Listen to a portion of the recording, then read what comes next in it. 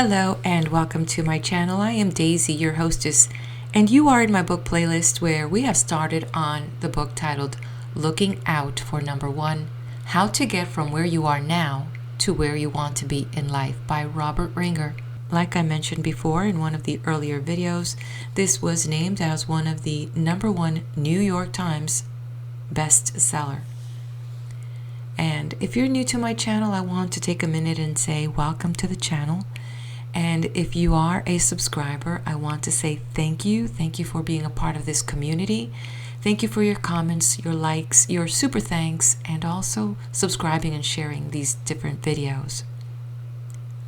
Before I go on to our next quote-unquote hurdle, if you've been following, you know that these chapters have been about hurdles. And the previous chapter was about the friendship hurdle.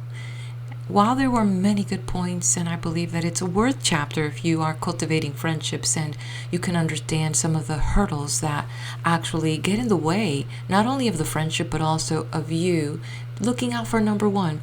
And one of those was the idea that it's important for a good friendship for one to remember that friends are people and that people are not perfect, and we remember that from the people hurdle.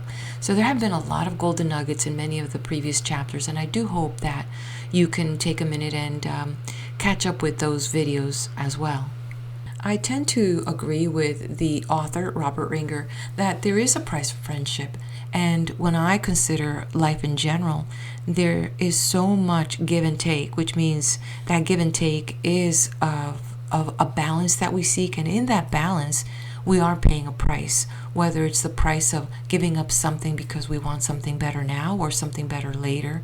We are paying the price. And in that sense, whether it's, spending more time with a friend or what are you willing to put into this relationship, and to put time into that relationship means that you have to carve some of that time or whatever it is that you do to dedicate it to cultivate that relationship. And within that, have an understanding that there is a price being paid, and that even here in a relationship, you're trying to maintain the attitude that you're in a very sincere and mutually respectable relationship, that this is not about getting something for nothing. Because once that path is taken, where you're trying to take advantage of a friend or another human being, you're down a very destructive path. And if you don't stop it early, someone or both parties will be hurt. Most likely both parties. But there's are a lot of other golden nuggets that, we can extract from this previous chapter that I do hope, if you have some time, go catch up on that. And now let's get started on this next one. I'm looking forward to seeing what we're going to find here in this chapter titled The Love Hurdle. This book is dedicated to the hope that somewhere in our universe there exists a civilization whose inhabitants possess sole dominion over their own lives, where every individual has the ability to recognize and the courage to acknowledge reality, and where governments as we know them do not exist. Chapter 8, The Love Hurdle. The dictionary partially defines love as a profoundly tender, passionate affection for another person. The operative word in this definition is passionate. In its purest form, the feeling of passionate affection is an inexplicable physical attraction, an indefinable chemistry that finds its ultimate celebration in sexual expression. The physical attraction aspect is important because without it, there would be no such thing as romantic love. You may love many things about a person, but if romantic affinity isn't present, all you really have is a friend.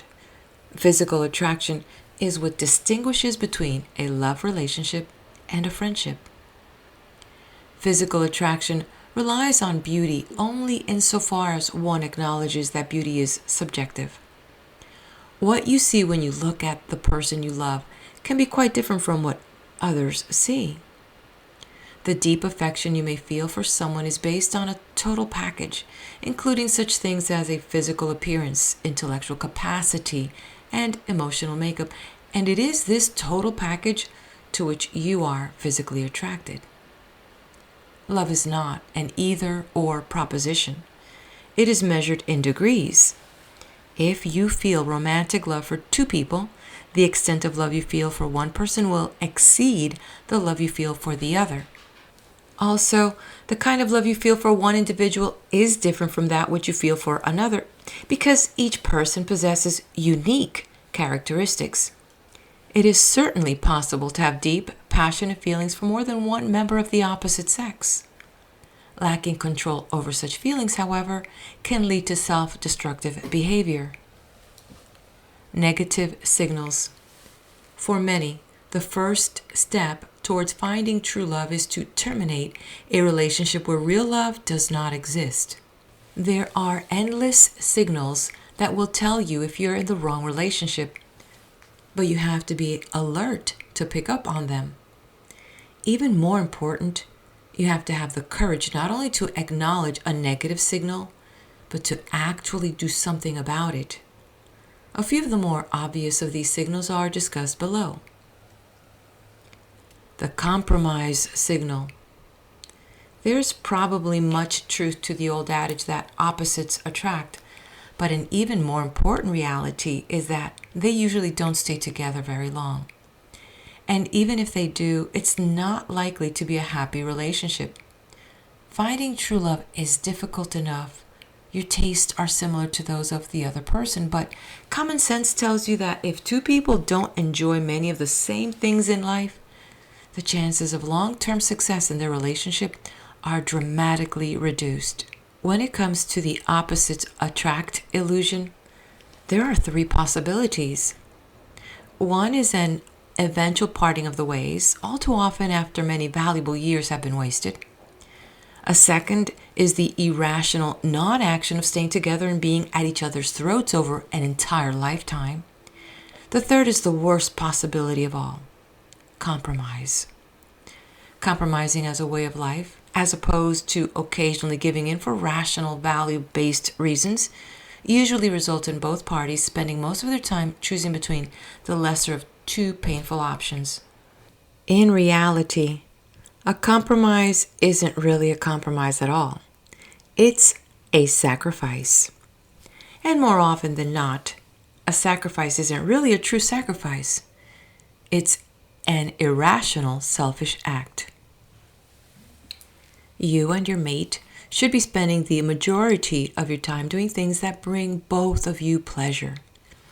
If, instead, you are constantly at odds because your prime interests vary too widely, what better signal do you need to be convinced that you've made a mistake? The solution isn't to continue compromising, but to find someone whose interests are similar to yours. If you are already in an opposite attract relationship that is causing you chronic pain instead of consistent pleasure, the only rational solution is to move on. Pay the price in pain and discomfort right now and make it a clear and final payment. The hassle signal. With experience, you should become less and less willing to become involved in any situation that has the potential for the one activity you don't need in your life: hassling. If you're already in an unpleasant relationship, hassling is pretty hard to avoid, especially if your mate is hassle-oriented. A friend of mine is convinced that everyone has a happiness plug in the back of his head. And the reason some people can never seem to be happy is that their plug has been pulled.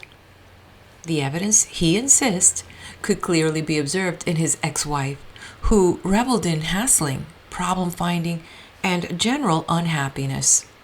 After many years of marriage, he became convinced that she had simply lost her happiness plug. In a tongue-in-cheek manner, he said he believed there was an empty hole in her head which the plug had previously occupied, and that all her happiness fluid had been drained out. He claimed to have tried everything he could to make her happy, but to no avail.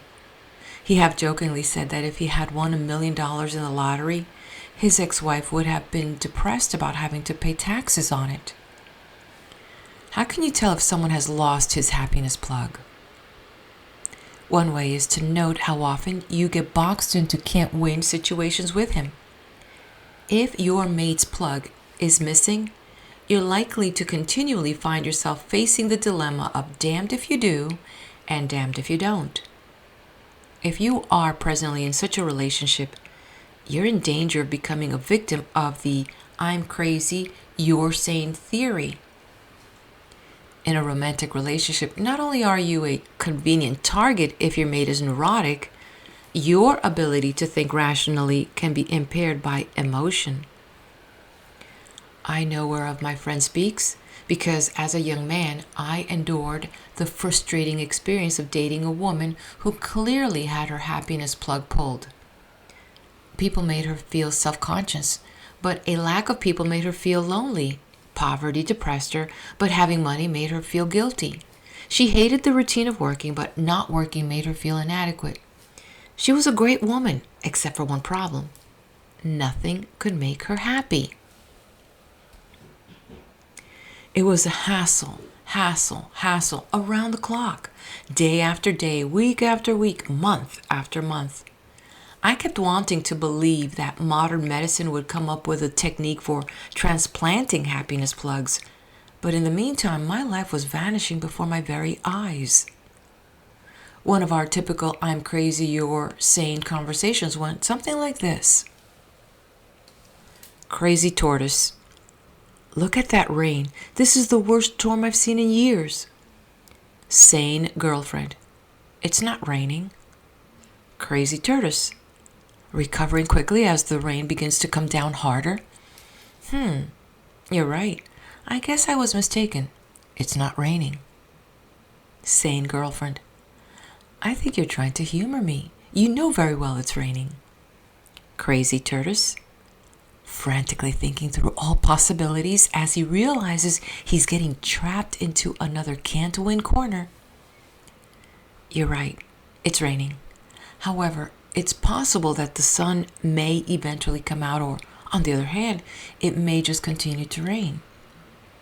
Sane girlfriend. You think you're so clever by trying to humor me. Well, it won't work. Get stuffed. Crazy tortoise. Sorry. Fortunately, I did not have access to a plastic bag and a rope. When your mate's happiness plug is missing, she will display a perverse delight in finding, if not artificially creating, can't-win situations for you. In the event you are presently in a can't-win relationship, the time to get out is now. Don't debate. Don't argue. Don't try to reason. The hassle-oriented person has the deck stacked against you before you even open your mouth because she wants to be unhappy. Either understand that reality or be prepared to have your terrorist meter on red alert 24 hours a day. The looking signal. By looking, I'm not just referring to an occasional stare at a beautiful woman or handsome man. I'm talking about looking for someone with whom you can become intimately involved. Some might argue that everyone is entitled to an occasional slip, but it's a dangerous precedent to set. If you're looking, the likelihood is that something isn't right. What I find remarkable is the individual who regularly cheats on his spouse, yet claims to have a great marriage. It amazes me how many people delude themselves on this point.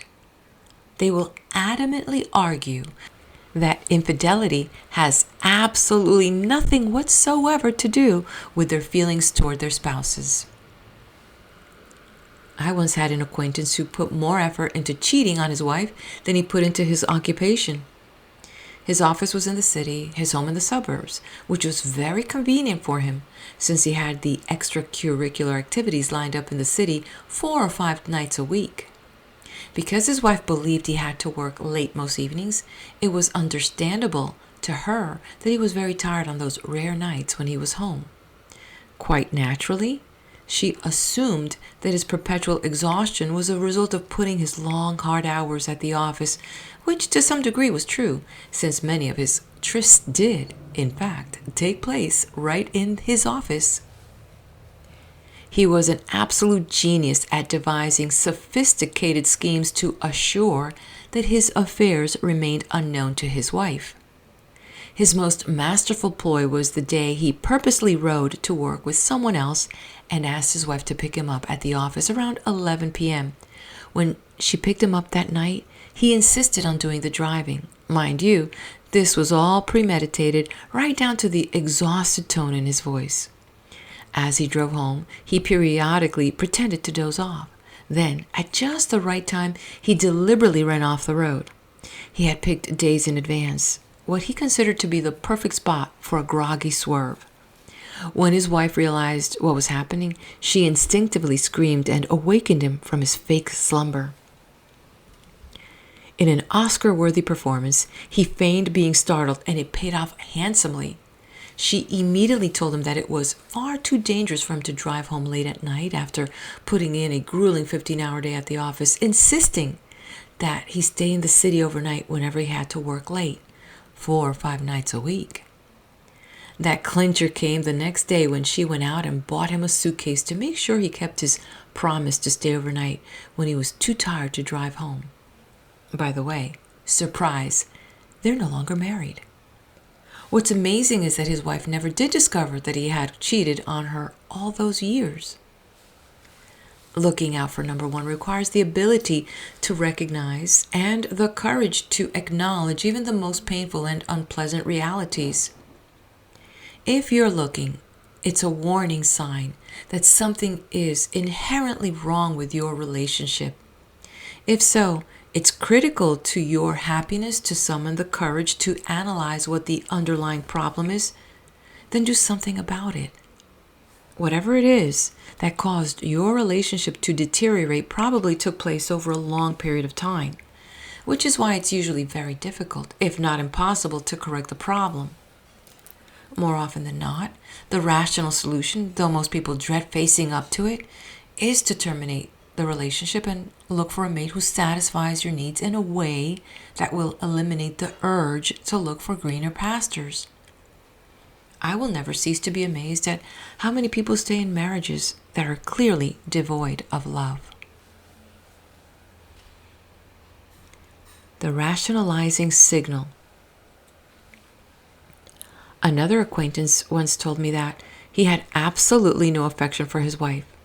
When I asked him the obvious, why didn't he get a divorce? He did not even make a pretense of trying to convince me that he had a good marriage. His sole reason for staying with her, he said, was that he loved his son too much to leave. I inquired as to how he could bear face his wife every day under such awkward circumstance, to which he replied, "It's really not that bad. She doesn't get in my way. In fact, she hardly bothers me at all." If the function of a husband or wife is to not get in the way, it's understandable why marriages are crashing on the rocks in record numbers. The exit. Hopefully, you're already convinced that carrying excess baggage can make your journey through life unnecessarily difficult, and an unhealthy love relationship constitutes very heavy baggage indeed. It's spelled out simply in the crummy love relationship theory, which is almost identical to the crummy friendship theory. A crummy love relationship is one in which you consistently give more than you receive. If you are now in such relationship, do both your mate and yourself a favor by ending it before it does any more damage to either of you. Just because you've invested many years in a relationship that has caused you more pain than pleasure does not mean you should waste still more years of your life by continuing on. Don't be self-delusive by hiding from the truth in an effort to artificially smooth things over. Ignoring reality will only cause your relationship to get worse.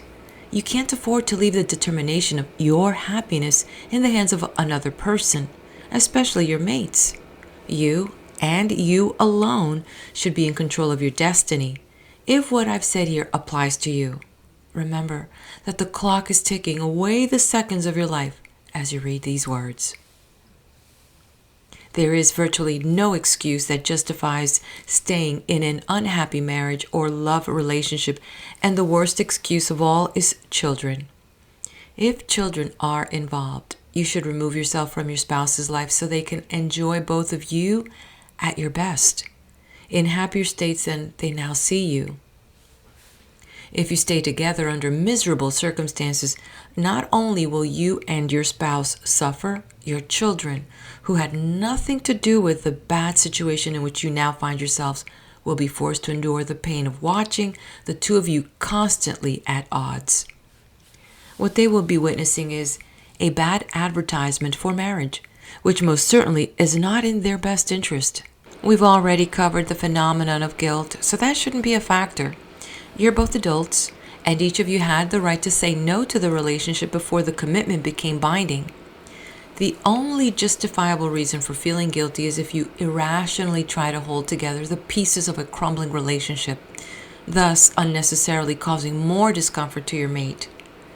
You have no right to make your partner suffer any longer, even if he or she erroneously believes that it's best to stay together.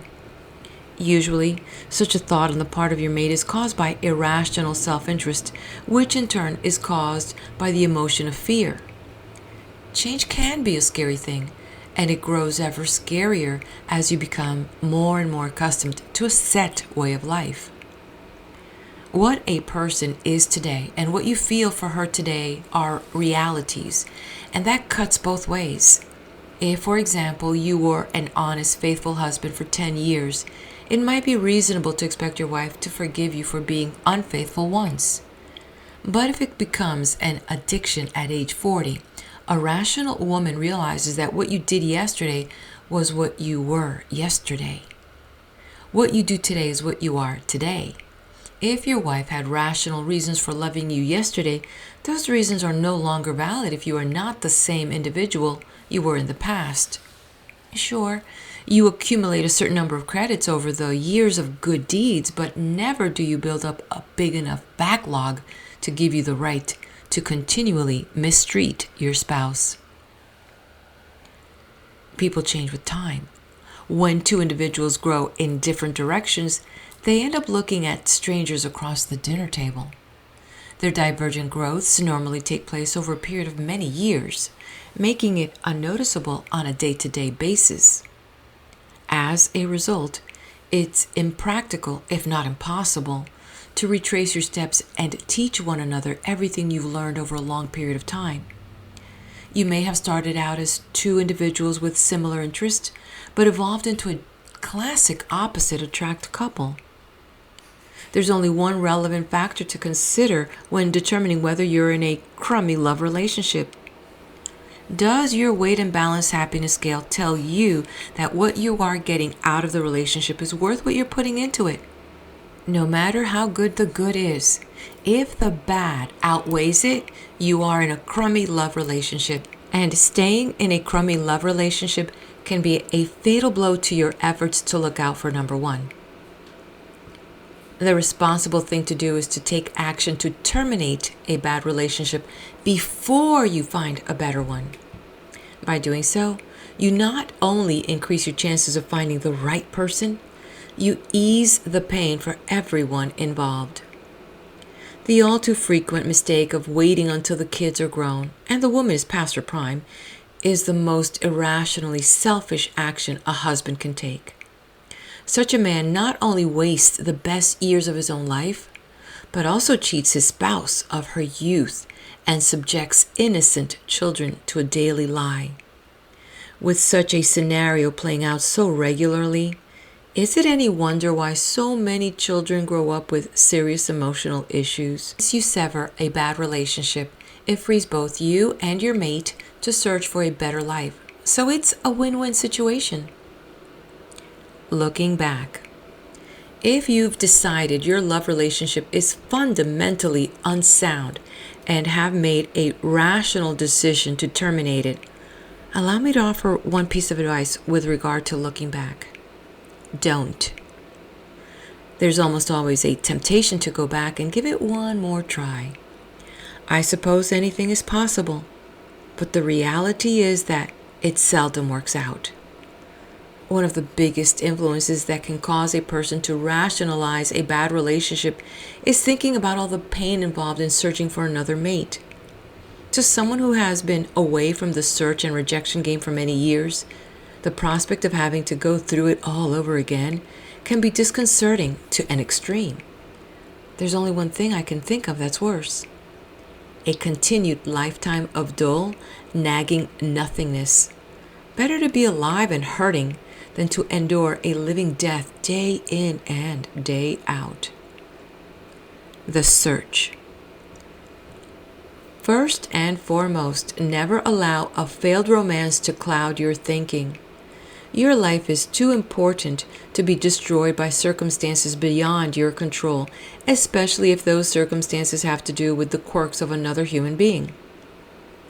Once you've put your old romance behind you, the chances of finding the right person improve in direct proportion to the amount of time, effort, and patience you invest.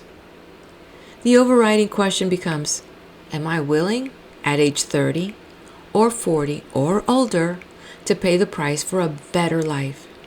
In the end, it always gets down to price paying. As with friends, if you haven't been able to find love, the likelihood is that you haven't tried hard enough. There are plenty of roses among the weeds out there, but they will never discover you without your exerting a great deal of effort. It's up to you to take matters into your own hands and to do the discovering. Whether you've never been in love or are now in a bad relationship and longing to discover true love, the one thing you can be certain of is that it's out there. Of course, you can't expect to find the right person if you don't know what you're looking for. And to know that, you first have to know yourself. You must be totally honest with yourself about who you are and what you want out of life. This self-examination should be done when your intellect is in control. If you allow emotions to guide your thoughts, you're likely to delude yourself. Self-examination, when undertaken in a heightened emotional state, can produce dangerous illusions. You must be prepared to stare reality in the face. Once you do that, it becomes a matter of exercising the self-discipline to stick to your rational conclusions when your emotions start hammering away at your otherwise sound judgment. Loneliness. The most dangerous emotion in this regards is the empty feeling of loneliness. Loneliness for love is a potential panic situation, and panic is an emotional state you should avoid at all costs if your objective is to find true love. Loneliness for love is an empty feeling that is impossible to adequately describe with mere words, yet just about everyone has experienced it. As with friendship, you won't be able to fully enjoy a love relationship if you equate aloneness with loneliness. If you allow your loneliness for love to get out of control, you become vulnerable to the possibility of convincing yourself that you're in love with someone with whom you really aren't. It's been said that millions of people spend their lives in misery out of the fear of dying alone. They may not think about it consciously or even admit it to themselves, but the price they pay for not being alone at the time of death is a lifetime of joyless coexistence.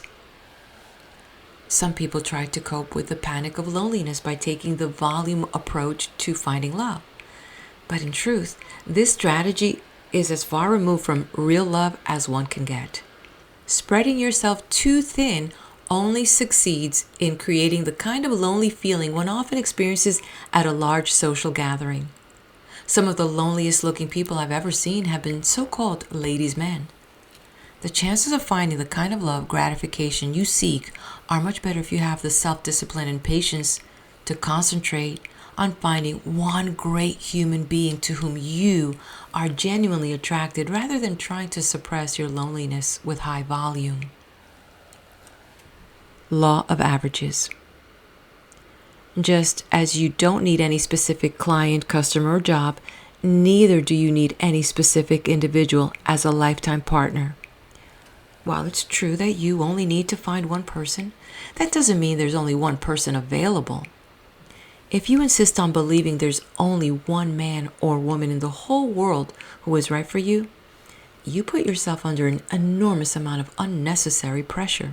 It's no different than when you fall into the business trap of believing that the deal you're working on is the only deal in the world. Once you convince yourself of that, there's a tendency to press. And the harder one presses, the worse his chances of success. If a love relationship doesn't work out, the reality is that there is another one just around the next corner. The rational thing to do is to forget about the one that got away and get on with your search for someone else. There will be times when the odds against finding that one special person seem too overwhelming that it's hard to keep the faith. But always remember that it's a very big world out there.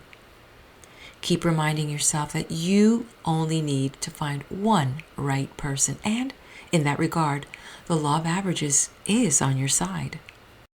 No two people are exactly alike, so you're absolutely right if you think you will never find another love like the one you had.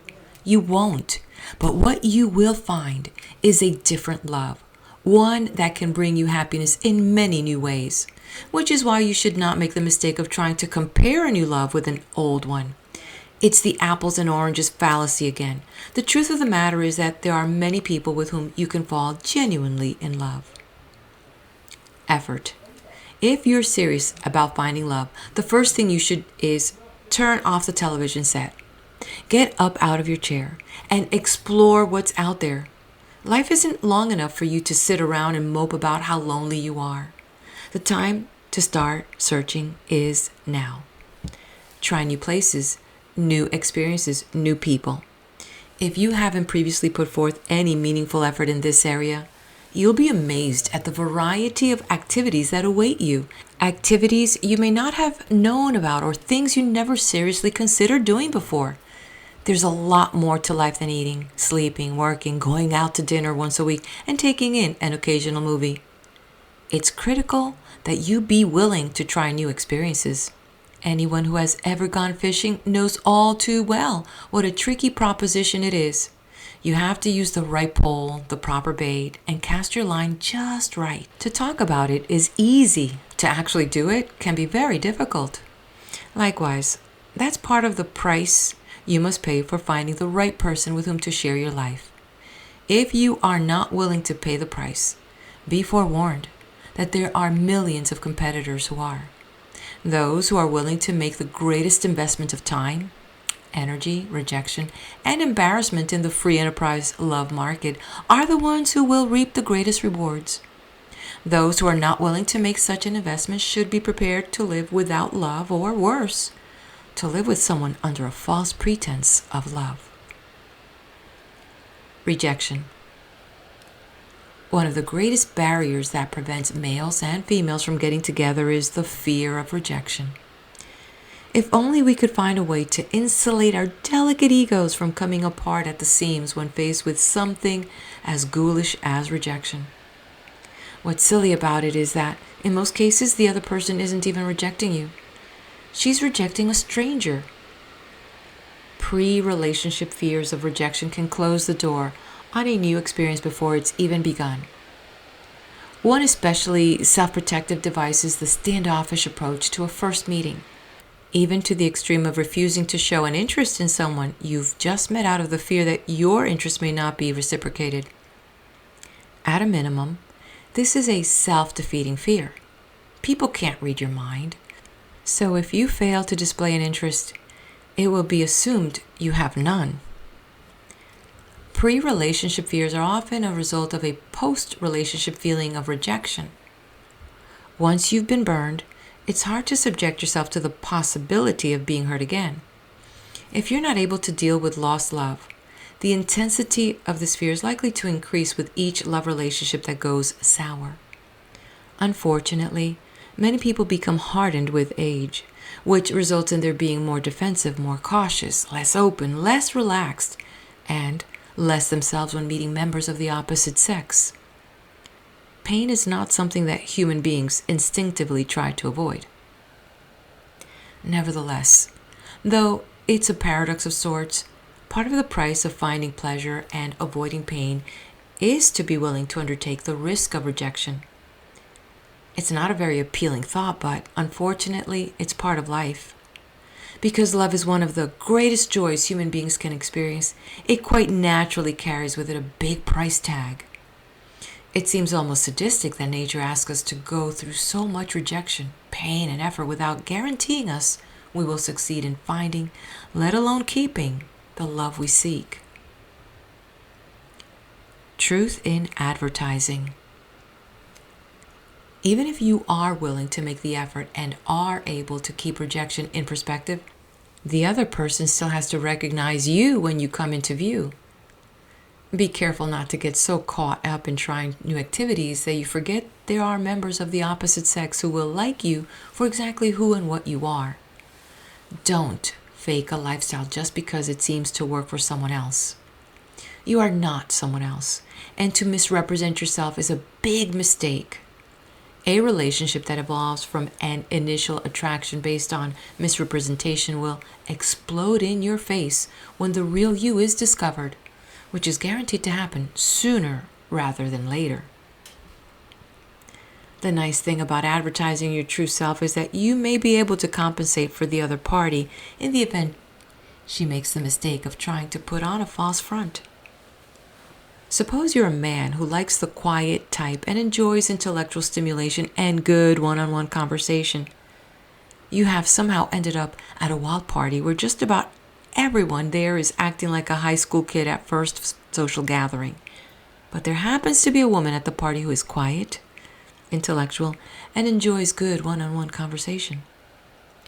The only problem is that you don't know she's there, because even though she doesn't enjoy the fast lane lifestyle, she's acting out the role of a swinger in the mistaken belief that it's in her best interest to conform to her surroundings. But because you understand why it's so important to advertise your real self, you are easily recognizable to everyone present. As a result, the intellectual in swinger's disguise may just find you even if you aren't able to find her. The perfect location for the false advertising game is the so-called singles bar, which is an indoor version of the 1,000 duplets phenomenon I experienced in Manhattan Beach when I was single. When it comes to finding serious love, you could not ask for a worse atmosphere than a singles bar. The main problem is that most everyone there is working feverishly in an attempt to imitate everyone else. Some might argue that the odds are good in a singles bar because of the sheer volume, which is probably true if one's objective is to see how many members of the opposite sex he can seduce. However, if your objective is to find lasting love, the law of averages are overwhelmingly against you in such a plastic environment. Obstacles.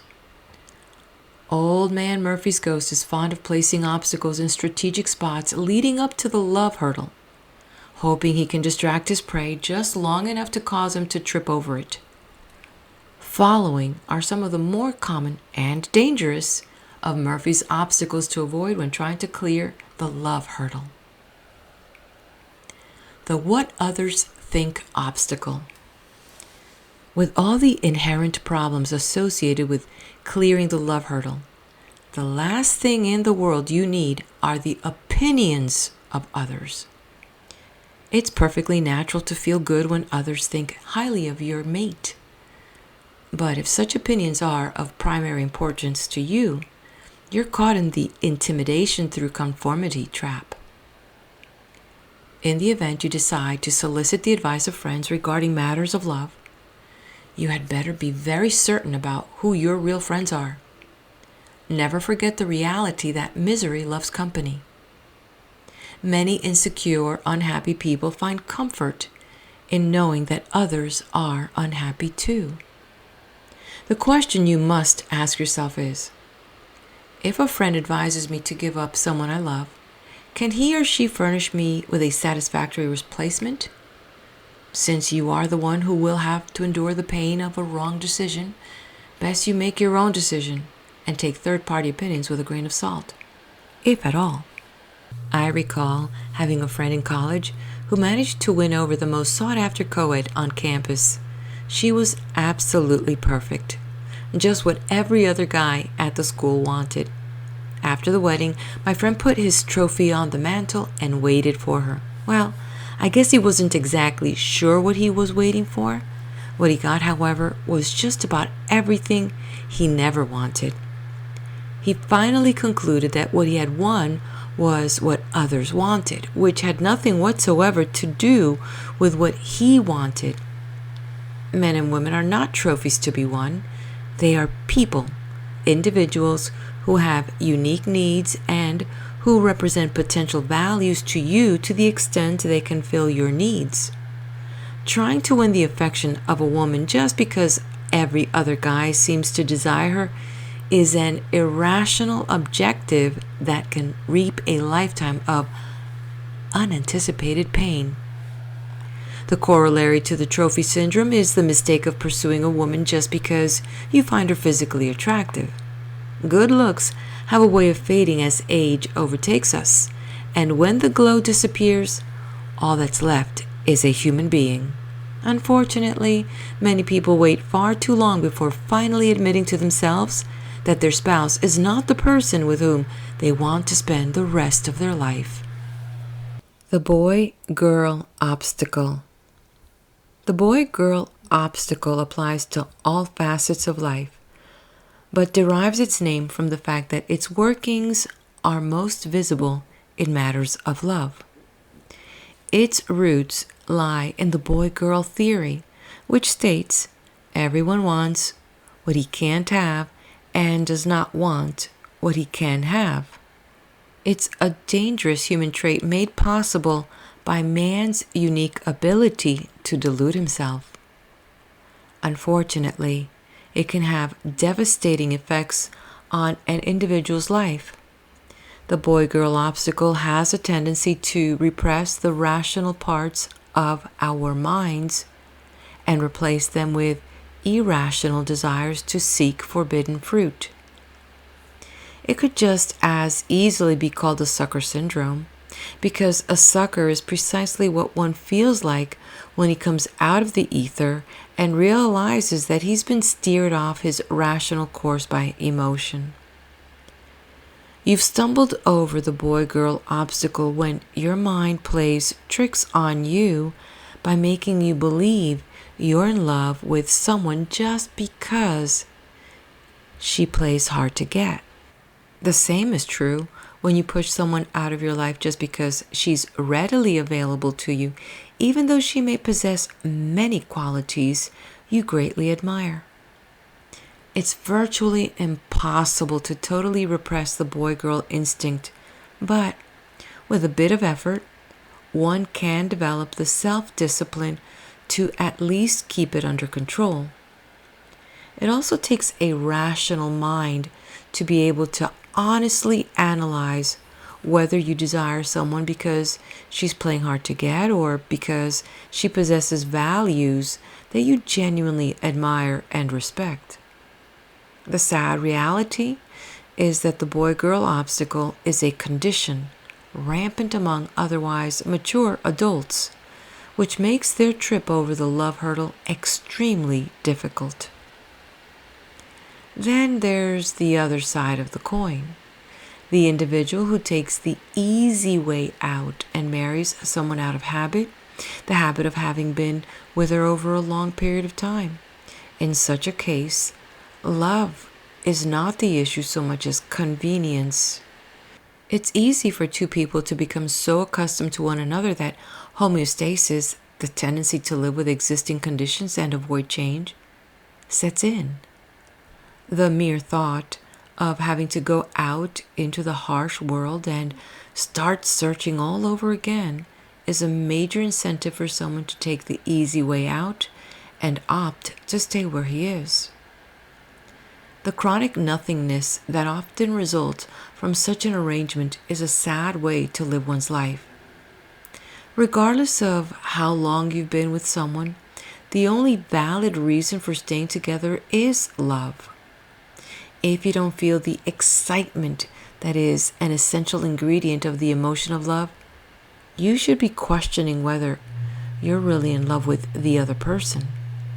Unless your reason for staying with someone is that you admire and respect her, and that she satisfies your highest values and needs, you're in the wrong place.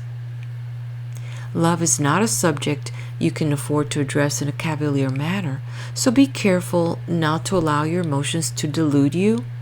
Extreme cases of the boy-girl obstacle are most prevalent in people who have a low reading on their awareness meters. The infatuation obstacle. Emotions have a way of clouding reality and repressing logic. You have to learn to deal with your emotions head on through rational thought in order to control them. If you allow your emotions to guide your actions too often, the results can be catastrophic. This is especially true in matters of love.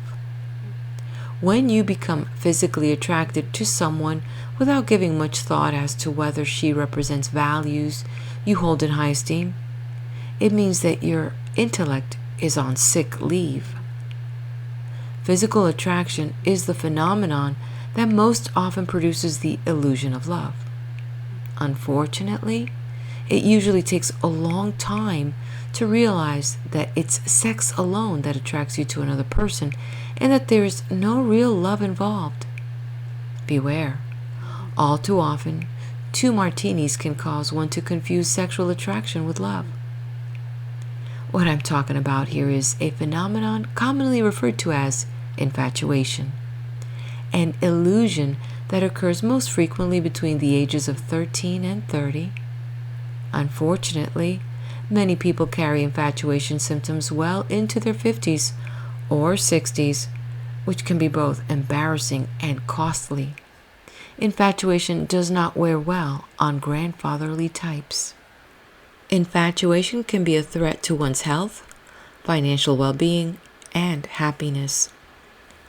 My most memorable experience with this menacing health hazard occurred in an earlier life when I was a young, single, impetuous tortoise.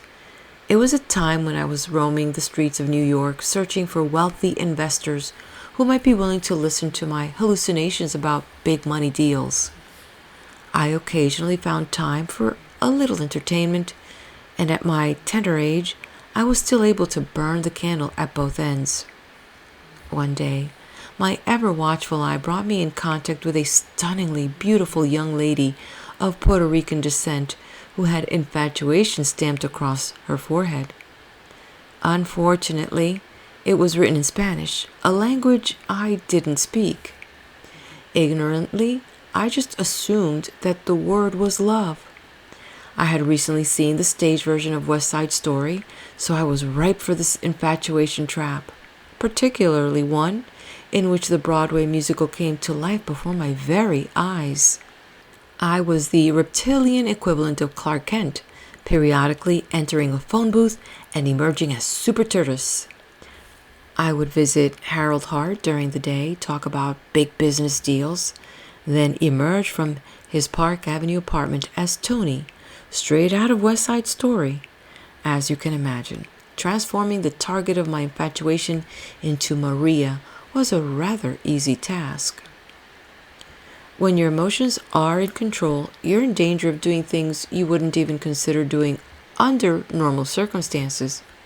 In my case, after several romantic lunches at the local automat, I managed one evening to end up on the 4th floor of an old tenement house on the Lower East Side of Manhattan, a building with no fire escape and no elevator. There I was, in a dark, tiny apartment with only one exit. I tell you, tortoises were never meant to be in situations like that. Then it came, the knock at the door at 4 a.m., a knock that soon turned into a ferocious banging interspersed with Spanish words I couldn't understand. There was, however, no doubt in my mind that the person at the door was not serenading us with Spanish eyes. In a voice that would not cause anyone to mistake me for Rambo, I asked Maria, Who is that? In a cavalier tone, she answered, "My husband." "No problem," I thought to myself. "I'll just hold my breath until I become asphyxiated.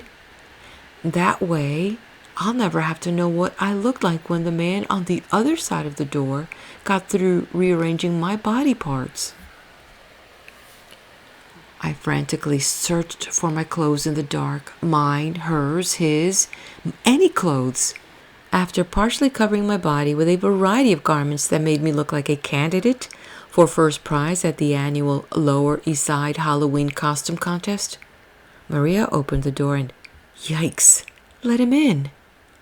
The moment of truth was upon me. What should I do?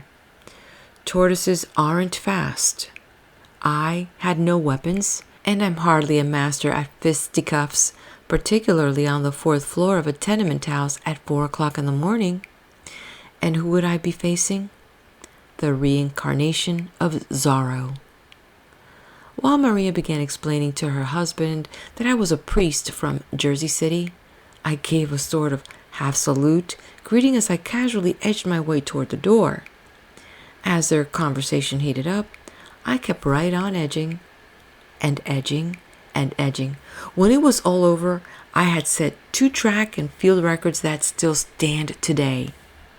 One was the time for a reptile descending 4 flights of tenement house stairs, 3.5 seconds.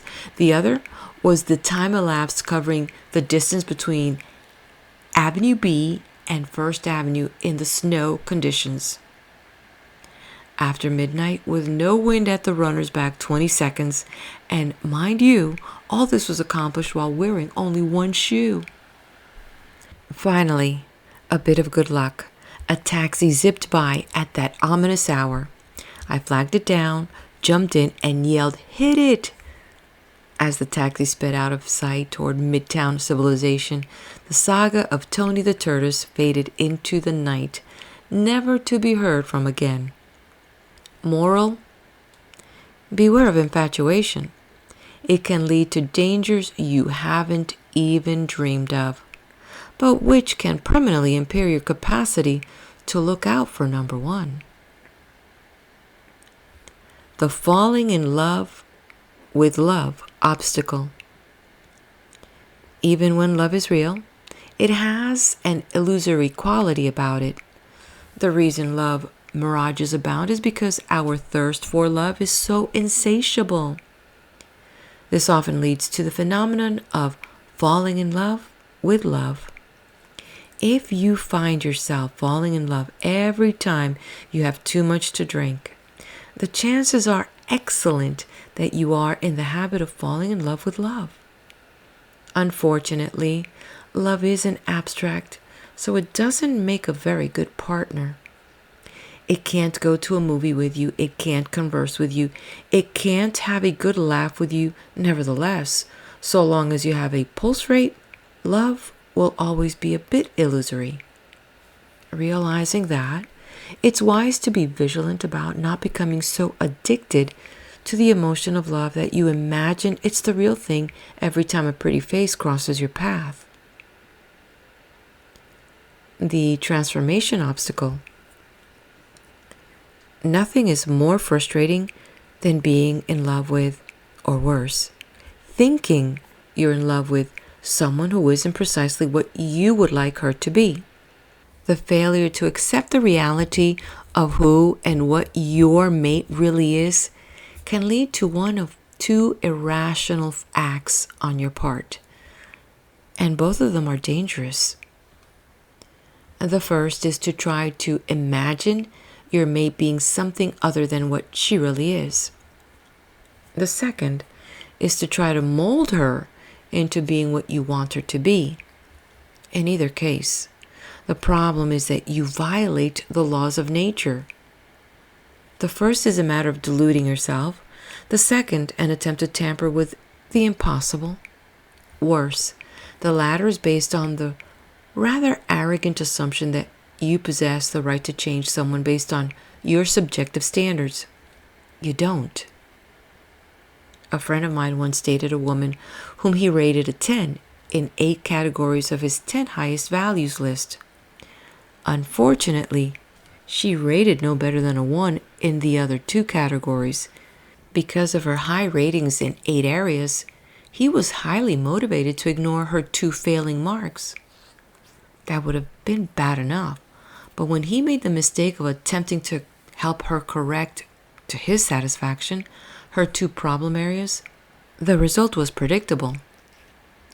When you start helping a person to change, it tends to escalate a mildly unhappy relationship into an emotional holocaust. The point is that, irrespective of the number of admirable qualities a person may possess, it does not make her not so admirable qualities disappear. And it certainly doesn't mean you can change those qualities, or that you have the right to.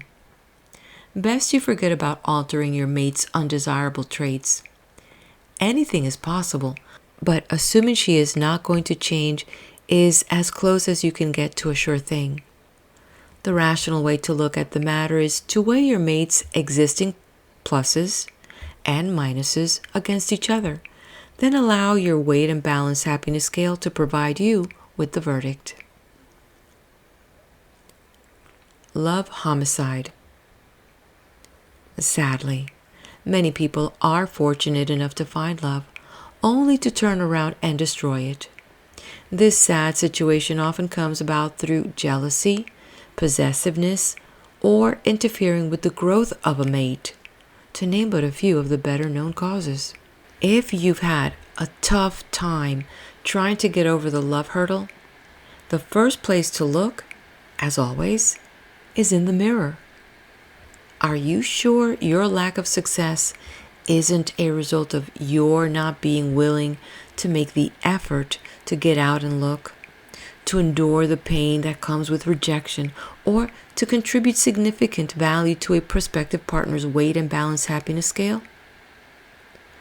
You should be brutally honest with yourself when conducting this self-examination, because your long-term happiness is at stake. Love is not a favor to be automatically bestowed upon you by the party of your choice.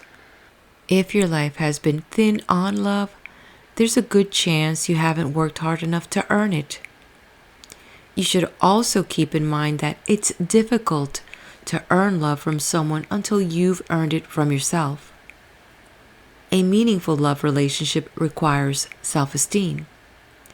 Authentic love is an expression of one's admiration of qualities exhibited by another individual. Qualities that, more often than not, are reflective of one's own most admirable traits. And a trait that is of special importance is self-respect.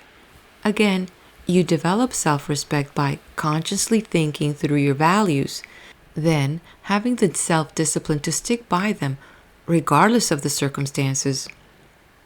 When you refuse to compromise your integrity, the other person is likely to view your self-discipline with admiration and respect.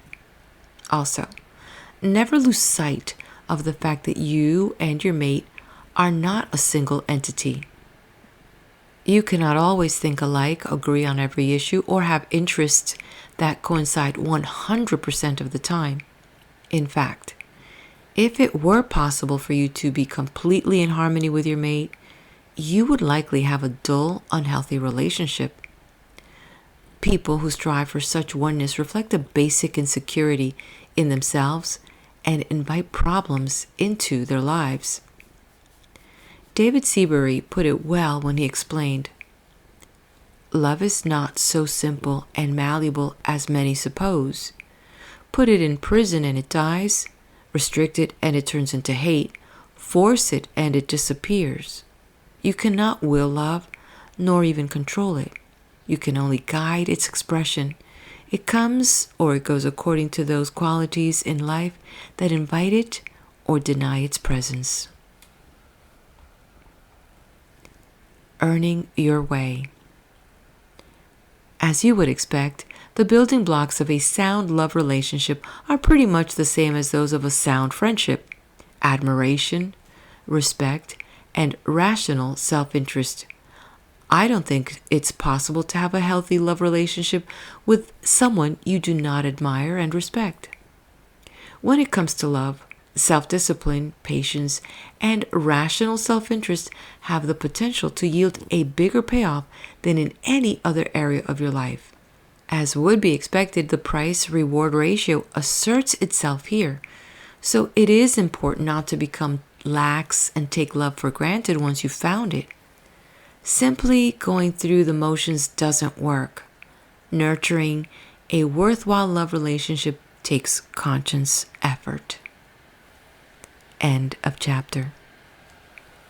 Please do hit that like button. I invite you to become a part of my community here and subscribe. And if you find value in this and have a friend or a loved one or family member that may benefit from this, please do share this video. So let's head over to the next video so we can continue on with the book, Looking Out for Number One. Yes, that's you.